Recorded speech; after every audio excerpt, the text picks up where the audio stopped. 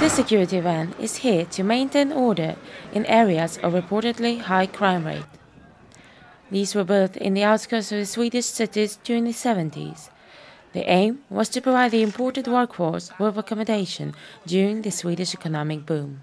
But today, a third of the young people here are unemployed. Many of them blame the system. Some say that the recently elected capitalist government fails to take their situation into account. 2 years ago, this was expressed in a violent protest. Delar av stadsdelen Angered i Göteborg stod i natt i lågor efter att ett ungdomsgäng dragit runt och tänt på ett flertal byggnader. Similar areas in the whole country quickly adopted a way of showing dissatisfaction. It became known as the National Burn It movement. Amin is 90 years old and lives in the south of Stockholm. His area was one of the first ones in the city to join the movement. He says that he did not participate in the protest himself, but has a clear memory of it.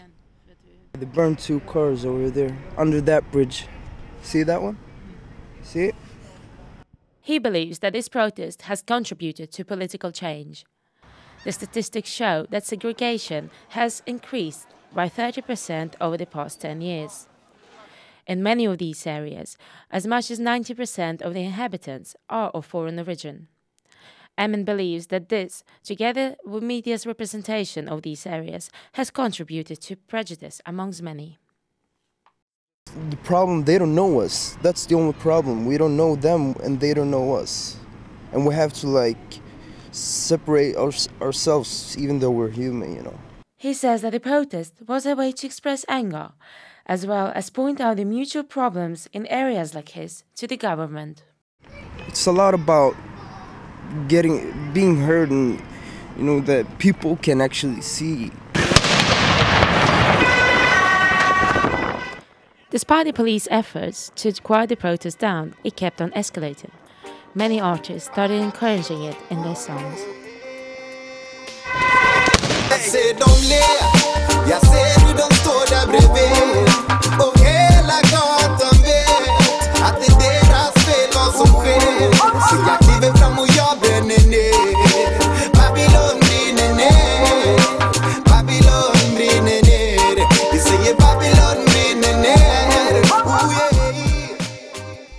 But while some saw it as an expression of social problems, others believed it being vandalism caused by ethnic minorities.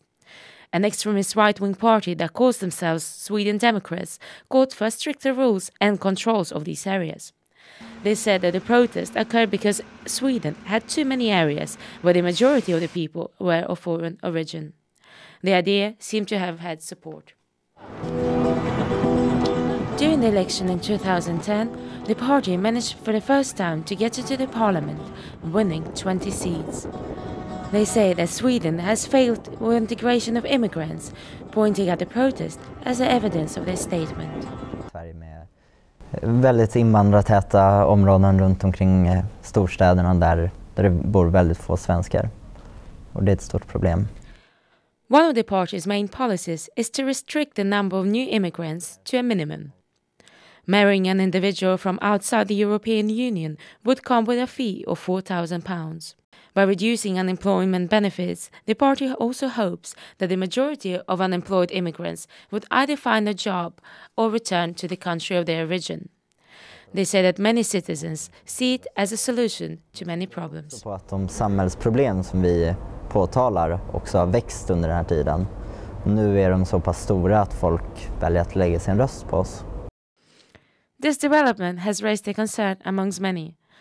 Some experts suggest it being related to the economic crisis. In hard economic times, this kind of ideas gains support. And it's not only the Swedish problem, it's the European problem. But there have also been stronger reactions. A criminal group that calls themselves Original Gangsters published the names of all party members on their website. Several incidents involving members of the party getting injured were reported to the police. It caused a significant decrease of the party members.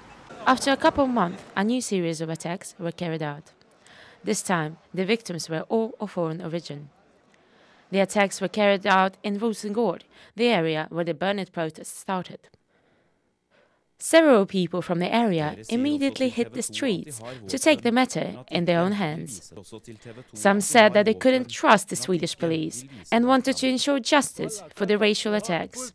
This guy became nationally known for his independent attempt to catch the one responsible for the attacks.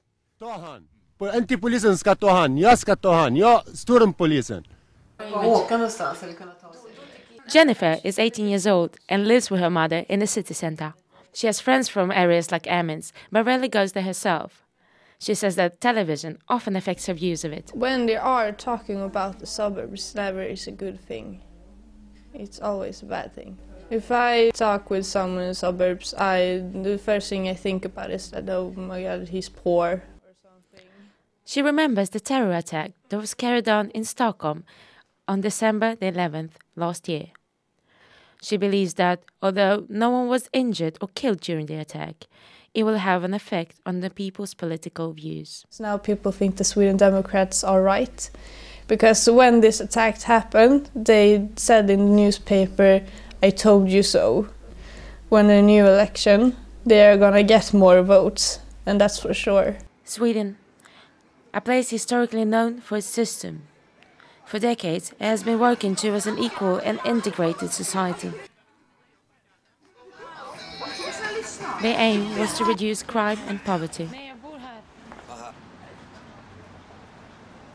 The party Social Democrats have for the first time since the 70s lost the election for the second time. Last year's election was the first time any extreme right-wing party ever stepped into the parliament. Some say that they will gain more support next election. Others fight for a multicultural society.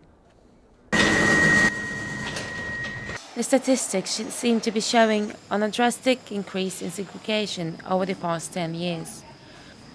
Experts in sociology fear that as ethnic and economic segregation is growing, it might in future affect schools, universities, and create two separate worlds that never meet. Sången fyller våra lungor med hopp om att leva lyckligt, med hopp om att leva riktigt jämlikt och långsiktigt. En dag